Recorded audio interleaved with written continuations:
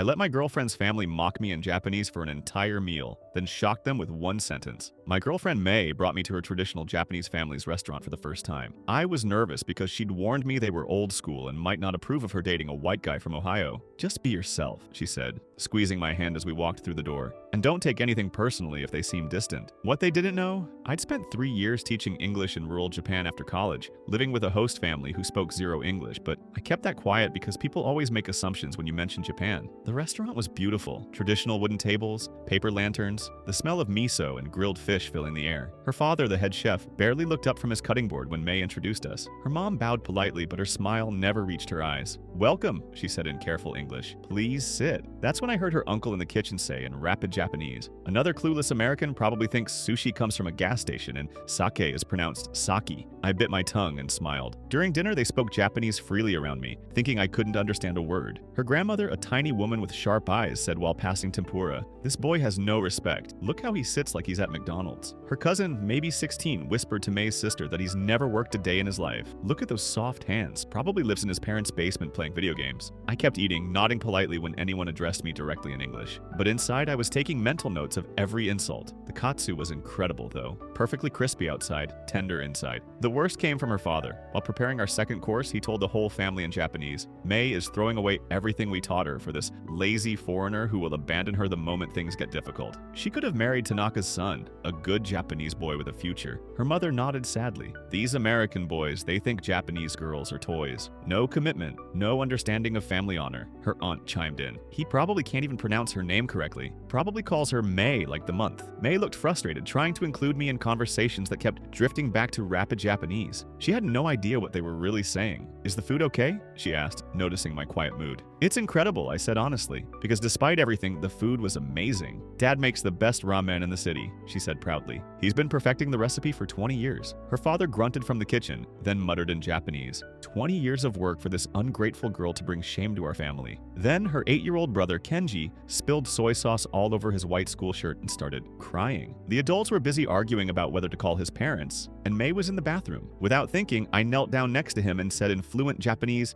"Daijubu, Kenji-kun. Accidents happen to everyone, even grown-ups. Let's clean this up together, okay? Your shirt will be good as new." The entire restaurant went dead silent. Every conversation stopped. Chopsticks froze mid-air. Her grandmother's mouth actually fell open. The uncle, who'd been washing dishes, dropped a plate. Her father slowly walked over from the kitchen, still holding his knife, and asked in perfect English, "How long were you planning to let us embarrass ourselves?" I stood up, looked him directly in the eyes, and said, "I've spent 3 years in Japan. Your food deserves respect." Her father processed this, then nodded slowly. 3 years teaching English? He'd figured it out fast. "Yes, sir." He wiped his hands on his apron. "Then you know our traditions. You know what it means to court a Japanese daughter." May tensed beside me. Her father continued, "The ramen you ate tonight took me 20 years to perfect. You think you can learn our ways? Prove it." He gestured to the kitchen. "Make me a bowl of ramen. Right now. If it's worthy, we talk. If it's garbage, you leave and don't come back." I headed toward the kitchen, but as I passed him, he whispered in Japanese, "The broth takes 6 hours. You have 20 minutes. And I already called Tanaka. He's on his way here to take May home." I had 20 minutes to do the impossible, or lose her forever to the man her family actually wanted. The kitchen was spotless, everything in its place like a surgeon's operating room. 20 minutes. I could feel every second ticking away as I scanned the ingredients. May's father stood in the doorway, arms crossed, watching me. The rest of the family had gathered behind him,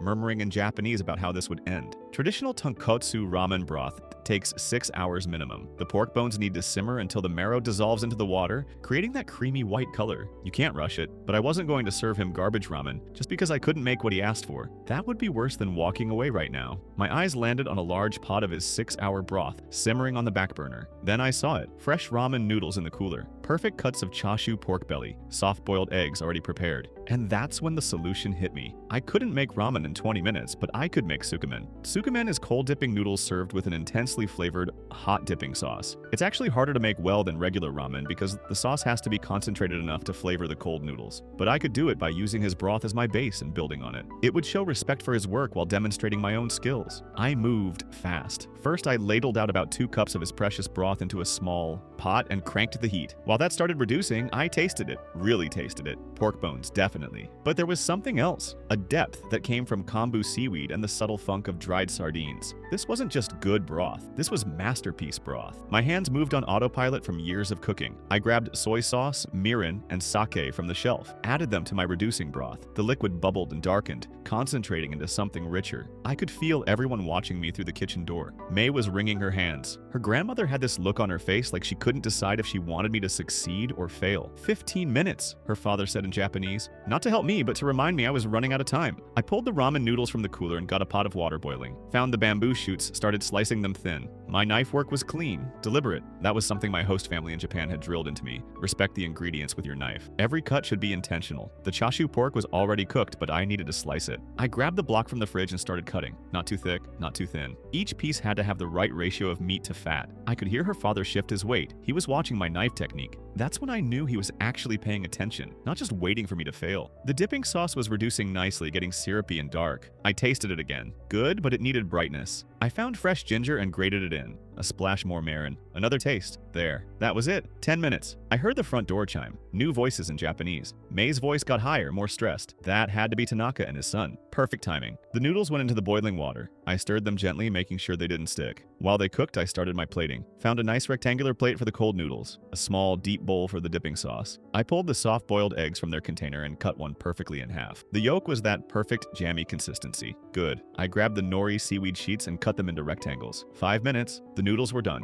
I shocked them in ice water, watching them firm up. Drained them. Started arranging everything on the plate. The cold noodles went down first, shaped into a neat nest. Then the chashu pork, fanned out. The bamboo shoots. Half the egg, yolk facing up. The nori leaning against the side. A sprinkle of sesame seeds. Some finely sliced scallions on top. The dipping sauce went into the small bowl. I added a few drops of sesame oil on top so it would shimmer. Placed it next to the noodles. 30 seconds. I wiped the edges of both plates clean. Checked everything one more time. Then I carried them out of the kitchen. The dining room had gotten crowded. May's whole family was there. And yeah, there was a new guy I'd never seen before. Mid-30s, expensive suit, perfect hair. He was sitting way too close to May, talking to her parents in rapid Japanese. This had to be Tanaka's son. He barely glanced at me when I walked past. I placed the suki men in front of May's father. He looked down at it, then up at me. His expression didn't change. "This is not ramen," he said in Japanese. "No, sir," I replied in Japanese. "You asked for ramen in 20 minutes. That's impossible without disrespecting your ingredients and your broth, so I made sukumen using your broth as the base. This way I can honor your work while showing you what I'm capable of." Tanaka's son actually laughed. He couldn't even follow simple instructions. Americans always have excuses. May's father picked up his chopsticks. The whole restaurant went silent again. You could hear the refrigerator humming in the back. He lifted some noodles, dipped them in the sauce, and ate them slowly. The silence stretched out. 5 seconds, 10 seconds, 15. "The sauce has good depth," he finally said in Japanese. "The balance of soy, mirin, and sake is correct. The noodles are properly chilled and have good texture." He took another bite, this time with some pork. "The ginger adds brightness that cuts through the richness. This shows understanding of flavor layering." He set down his chopsticks and looked at me.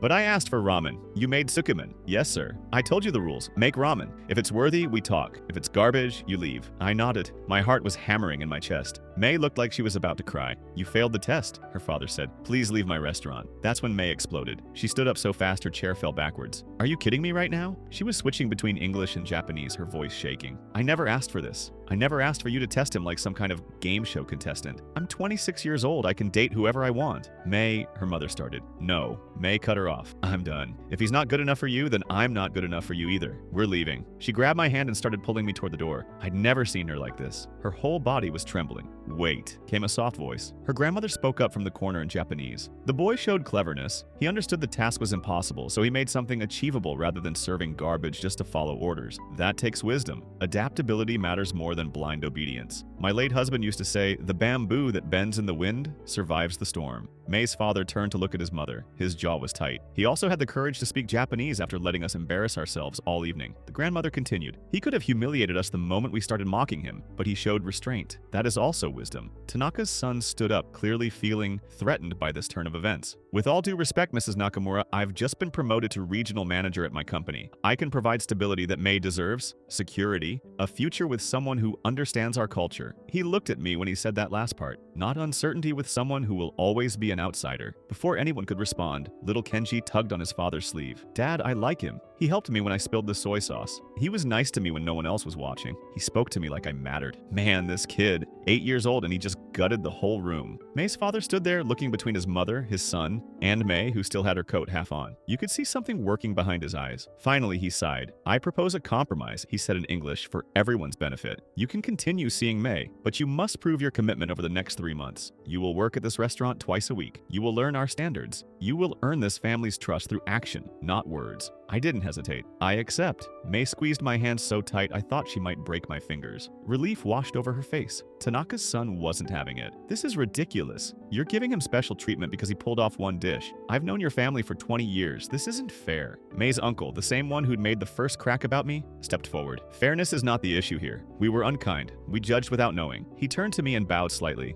I apologize for my rudeness. If you're willing to learn, I'm willing to teach. The next 2 weeks were brutal. I worked my regular 9-to-5 office job, then showed up at the restaurant by 6 p.m. Tuesday and Thursday. They didn't go easy on me. My first shifts were all grunt work. Washing dishes, cleaning the grease traps, prepping vegetables. Mountains of vegetables. I'd get home around midnight, collapse into bed, and do it again. My hands got cut up from the kitchen work. Burns from grabbing hot pans, blisters from the rough cleaning brushes. May kept telling me I didn't have to do this, but I did. This wasn't just about proving myself to her family anymore. I wanted to understand this place that meant so much to her. The restaurant itself was its own little world, built by May's grandfather in the 70s when he first immigrated. Every scratch on the wooden counter had a story. The smell of dashi broth was literally cooked into the walls. May's father ran it with this quiet intensity. Nothing was ever good enough.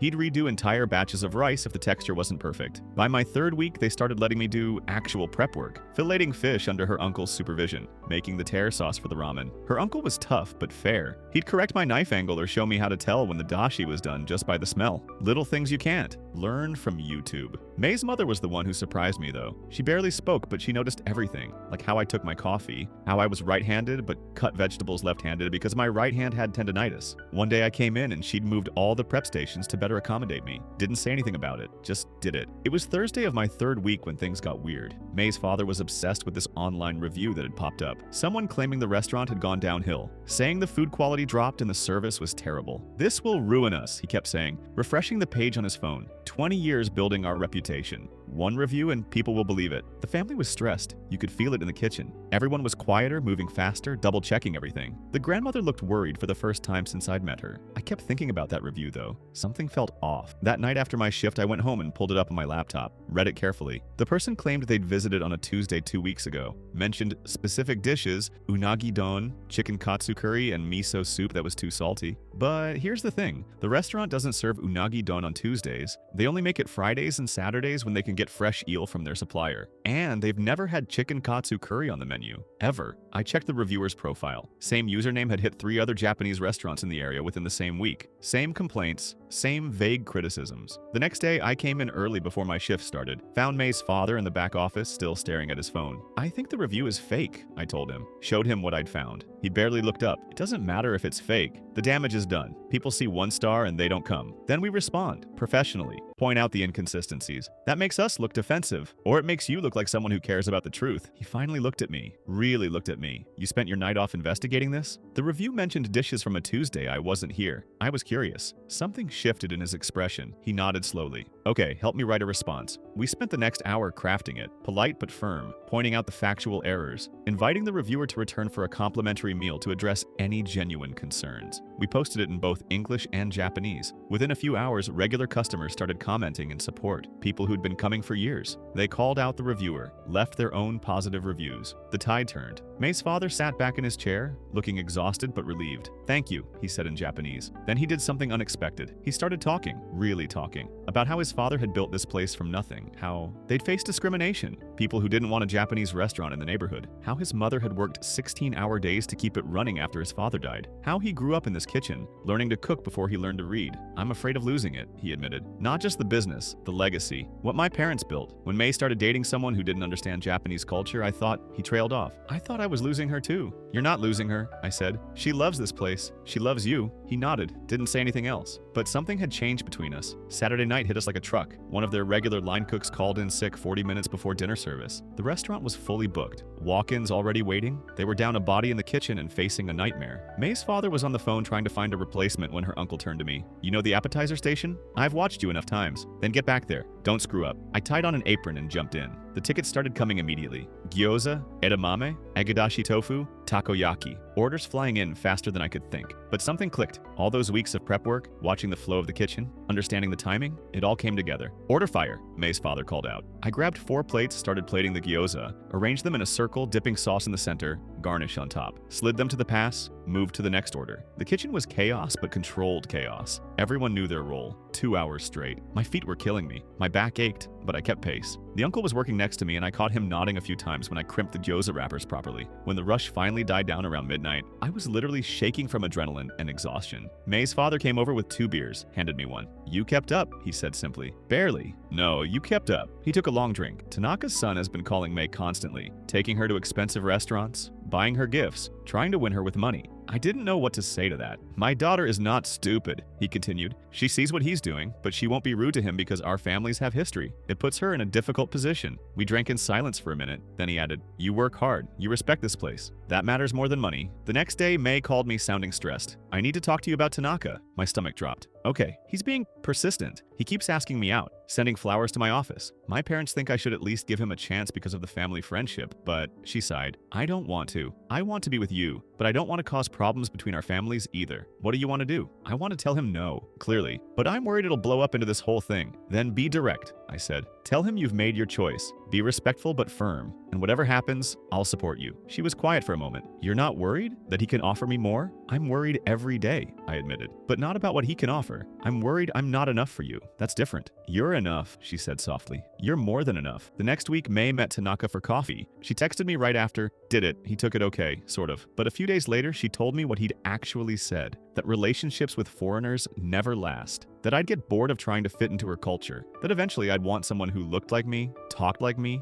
grew up like me. It got in her head. I could tell. She started asking weird questions. Like if I ever felt out of place with her family. If I missed dating people who understood American references. If I ever regretted taking on all this work for her. Never. I told her every time. But the doubt was there now. Then the restaurant hit a slow period. Late January, early February. It happens every year apparently. People are broke after the holidays. The weather is bad, so nobody wants to go out, but it still meant less money coming in. May's father was stressed, started talking about cutting hours, maybe letting some staff go temporarily. My trial period was technically still going, and I knew I'd be the first to get cut. That's when I noticed their website. It looked like it was built in 2005 and never updated. No social media presence at all, not even a Facebook page. "Let me help with your online presence," I offered. "I used to do social media marketing before I went to teach in Japan. I can do it for free." May's father was skeptical. Social media is impersonal. People come here for the experience, the tradition, but May's mother surprised everyone. Other restaurants use it. Maybe we should try. So May and I spent the next few weeks building their online presence. We took photos of the food, good photos with proper lighting. We wrote posts about the daily specials, shared the restaurant's history, her grandfather's immigration story, the 20-year ramen broth recipe.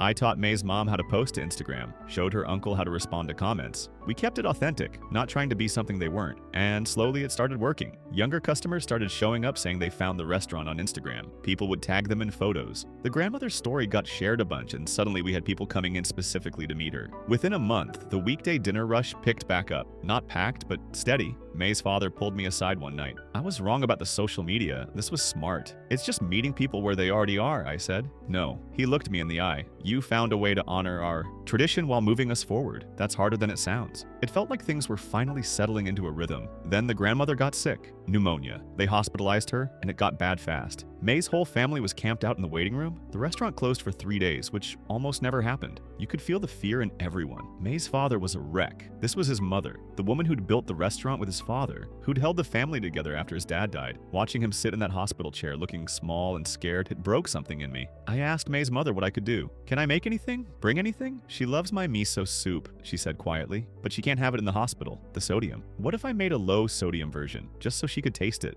May's mother taught me her recipe that night in the restaurant kitchen. We worked in silence, adjusting measurements, tasting, adjusting again. When we finished, she looked at me with tears in her eyes. "You didn't have to do this." "I know." The next day, I brought the soup to the hospital in a thermos. May's grandmother was awake but weak. I sat next to her bed. "I made you something," I told her in Japanese. "It's not as good as the real thing, but I hope it helps." She took a small sip, closed her eyes. When she opened them again, they were wet. "You remind me of my husband," she said quietly. "He wasn't Japanese either. He was Korean. My family hated him at first. Said terrible things. Worse than what we said to you. I didn't know that. Nobody had ever mentioned it. This was just after the war," she continued. "Japanese and Koreans. There was a lot of bad blood, but he loved me. and he proved himself every single day, worked harder than anyone, never complained. Eventually, my family couldn't deny what he was. She grabbed my hand with her frail one. He became the soul of our family, made us better, taught us that love is more important than tradition. She smiled weakly. My son forgot that lesson. I'm glad you reminded him. She recovered slowly over the next 2 weeks. When she finally came home, the family threw a small celebration at the restaurant. Nothing fancy,